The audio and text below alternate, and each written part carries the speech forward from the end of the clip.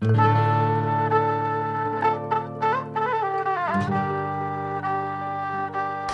we are here at the Keystone Symposia in Estes Park, Colorado. I'm here with three beautiful and successful researchers. Hi, I'm Alison Hill. I'm a research fellow at Harvard. I finished my PhD just a few years ago, and right now I'm in sort of an in-between position between PhD and professor, where I'm part of a special government program to give junior researchers an opportunity to run their own research group for 5 years before going into faculty positions. So right now I work with a small group of 2 postdocs, 2 graduate students, and a research assistant as a part of a bigger center at Harvard. And my work focuses on mathematical modeling of HIV and some other infections. And I work a lot with many different clinical and experimental collaborators to use models to better interpret data from studies of HIV, as well as to use models to predict outcomes of new potential therapies for HIV.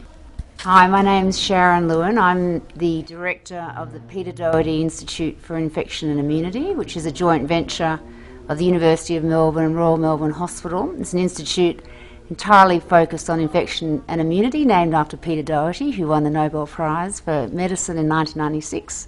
Has over 700 staff working on all aspects of infectious diseases. My background is I'm an infectious disease physician and basic scientist, so a clinician scientist, and I've worked for a long time in HIV latency, starting in the late 90s.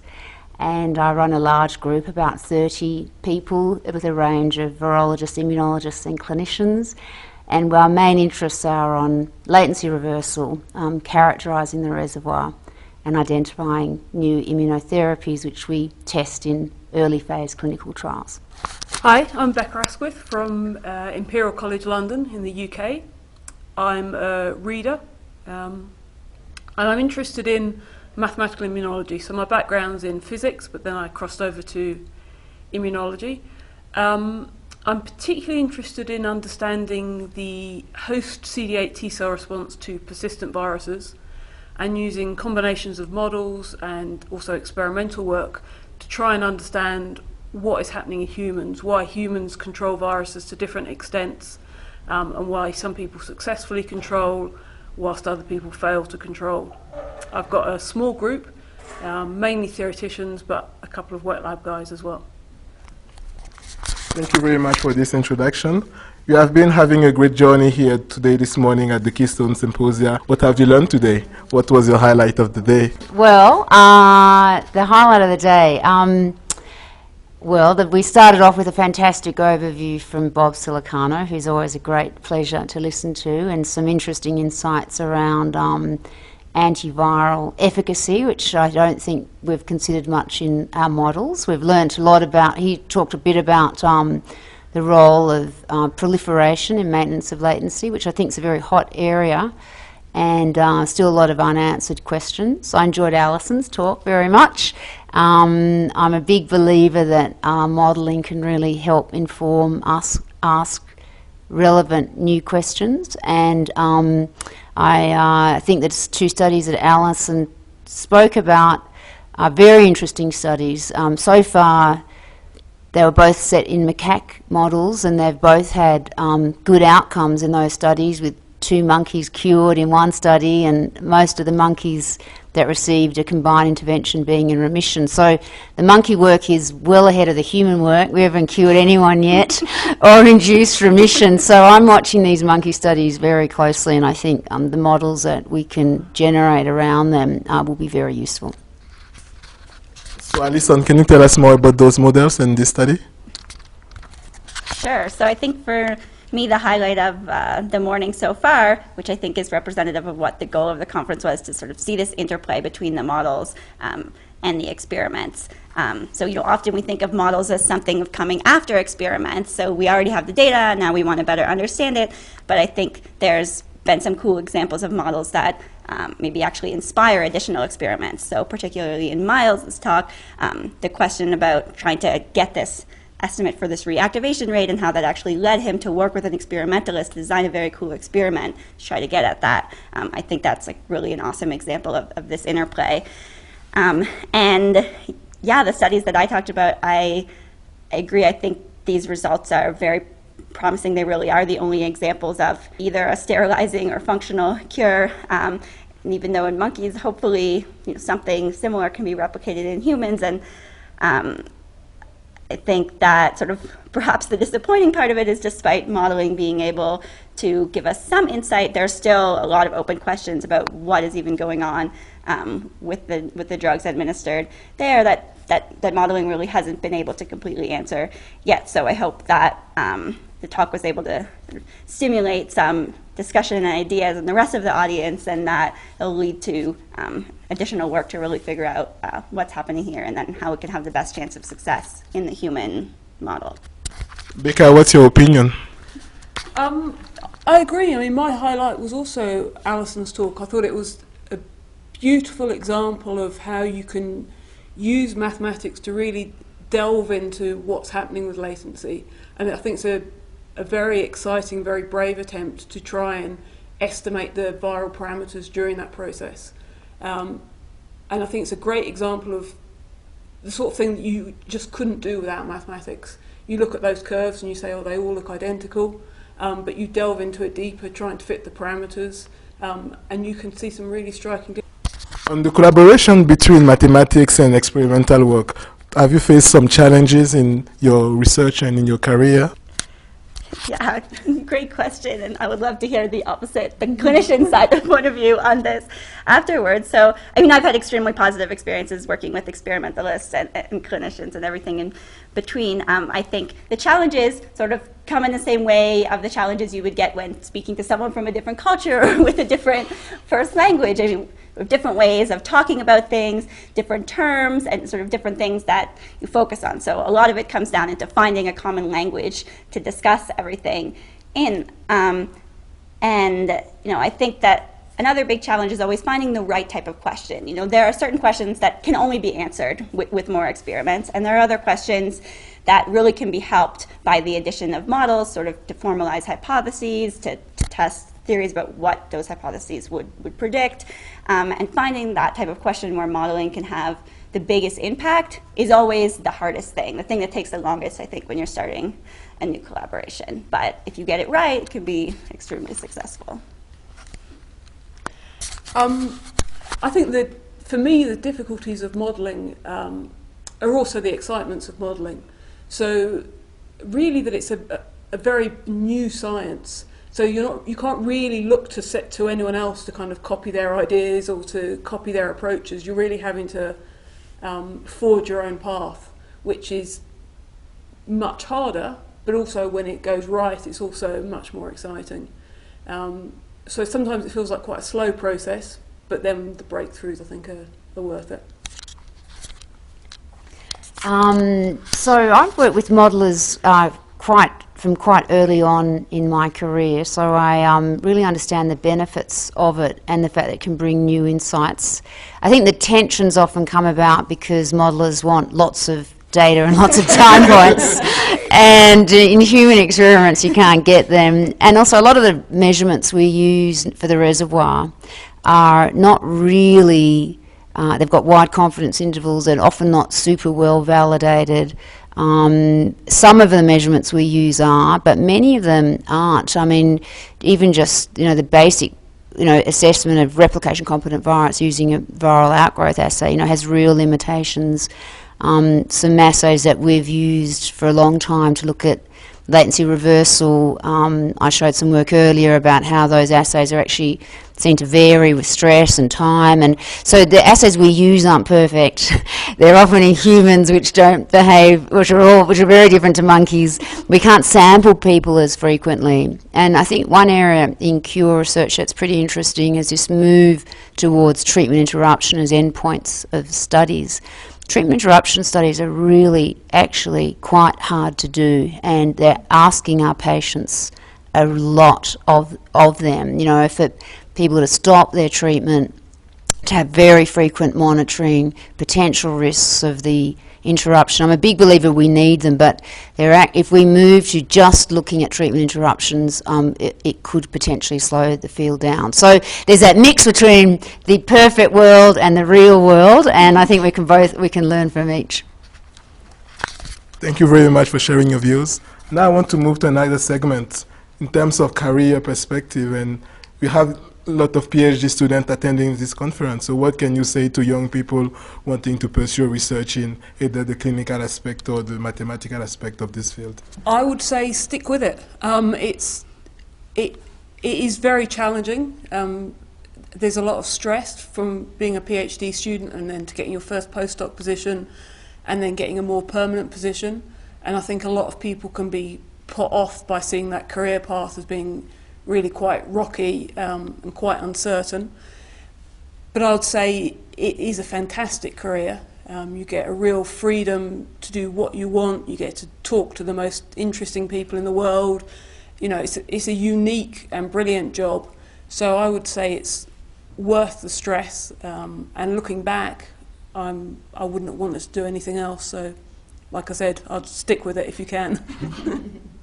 So yeah, I definitely agree with everything that Becca said, and I would also say an important thing is to surround yourself with the right type of people. So certainly, like any field, there are people in science who can bring you down and have a negative work environment and other bad things, and really I think that drives a lot of people away from the field. So I think the most important thing is to find people who work with that you jive with well, people who support you, mentors who will highlight your work as opposed to taking undue credit for it, and collaborators who you really feel like it's a mutually beneficial relationship. So I think it's important that no matter how famous you think someone is or how likely it is that you may get a Nature paper out of working in a lab, if that's a negative environment, I think you should leave it as soon as possible and surround yourself by positive, productive work environments whenever possible. And then,